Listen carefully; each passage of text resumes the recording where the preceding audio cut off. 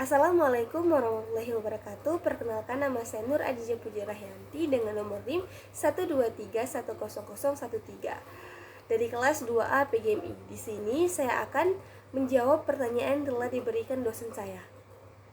Pertanyaan yang pertama adalah permasalahan pendidikan dan bagaimana cara penyelesaiannya. Permasalahan yang pertama itu adalah pendidikan yang kurang merata. Permasalahan pemerataan dapat terjadi karena kurang terorganisirnya koordinasi antara pemerintah pusat dengan pemerintah daerah, bahkan hingga daerah terpencil sekalipun. Hal ini menyebabkan terputusnya komunikasi antara pemerintah pusat dengan daerah. Selain itu, masalah pemerataan pendidikan juga terjadi karena kurang berdayanya suatu lembaga pendidikan untuk melakukan proses pendidikan. Hal ini bisa terjadi jika kontrol pendidikan yang dilakukan pemerintahan pusat dan daerah tidak menjangkau daerah-daerah terpencil. Solusinya, melakukan pemerataan pendidikan. Permasalahan ketidakmerataan pendidikan di Indonesia bukanlah hal yang asing di telinga kita. Sampai saat ini masih kerap terjadi kasus di mana ada daerah tertentu yang kurang mendapat perhatian mengenai pendidikannya. Ada beberapa cara yang dapat dilakukan untuk mengatasi masalah ketidakmerataan pendidikan tersebut. Secara tradisional, solusi yang dapat dilakukan yakni seperti pengembangan gedung atau ruang belajar untuk siswa di setiap daerah. Yang kedua itu melakukan gotong royong antar warga untuk merawat dan menjaga fasilitas sekolah yang diberikan. Yang ketiga, mengirimkan guru-guru profesional ke daerah-daerah yang terpencil atau kurang terperhatikan. Yang keempat, adanya program untuk pendekatan kepada warga atau melakukan edukasi tentang pentingnya pendidikan. Itu dapat dilakukan dengan mendatangi rumah-rumah warga. Yang kelima itu adanya universitas terbuka, seperti saat ini sudah banyak diterapkan di berbagai daerah. Yang kedua itu biaya pendidikan yang mahal. Saat ini menjadi rahasia umum dengan anggapan semakin tinggi pendidikan, semakin tinggi pula biaya yang dikeluarkan. Hal tersebut perlu menjadi perhatian pemerintah, dikarenakan banyak masyarakat yang terdampak akibat mahalnya pendidikan. Mahalnya biaya pendidikan sangatlah membebani masyarakat Indonesia yang kebanyakan orang-orang menengah ke bawah. Tak sedikit orang lebih memilih tidak sekolah dibanding harus mengeluarkan biaya yang besar. Ada pula anak yang ingin bersekolah namun terkendala biaya sehingga terpaksa untuk berhenti sekolah. Perlu diketahui bahwa biaya pendidikan yang mahal akan membuat ketidakmerataannya pendidikan di Indonesia dan akan berdampak tidak baik terhadap berbagai aspek di kehidupan. Permasalahan pendidikan ini akan berdampak terhadap segala aspek di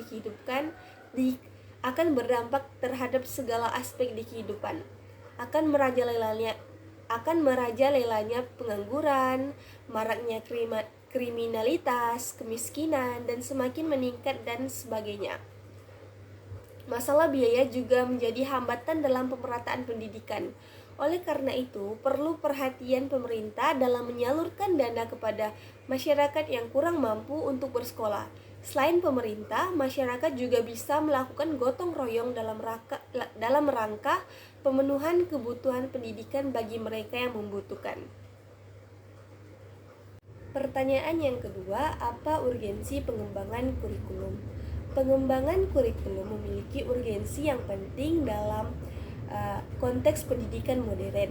Pertama-tama, dalam era yang terus berubah dengan cepat ini, kurikulum yang relevan diperlukan untuk memastikan bahwa siswa dilengkapi dengan pengetahuan, keterampilan, dan sikap yang dibutuhkan untuk berhasil di dunia yang terus berkembang.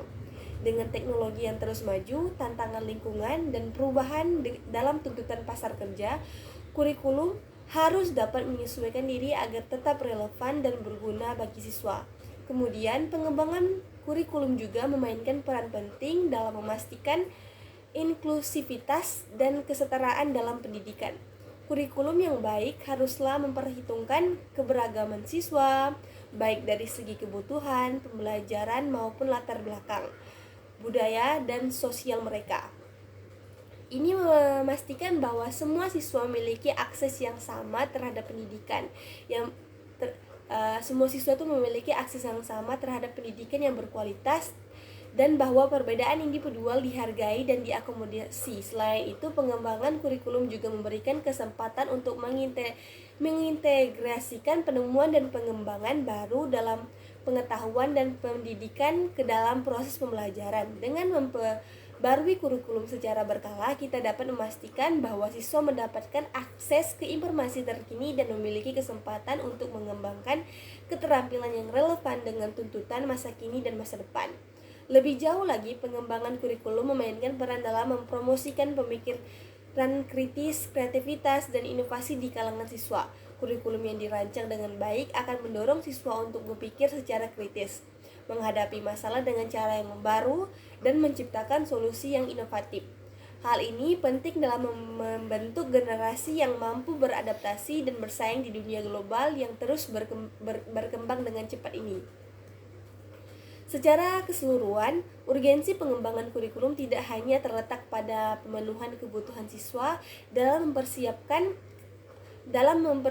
mereka untuk masa depan yang tidak pasti, tetapi juga dalam mempromosikan inklusivitas, mengintegrasikan pengetahuan baru, dan membentuk keterampilan kritis yang diperlukan bagi masyarakat yang maju dan berkelanjutan. Sekian dari jawaban 2 pertanyaan itu. Saya ucapkan terima kasih. Wassalamualaikum warahmatullahi wabarakatuh.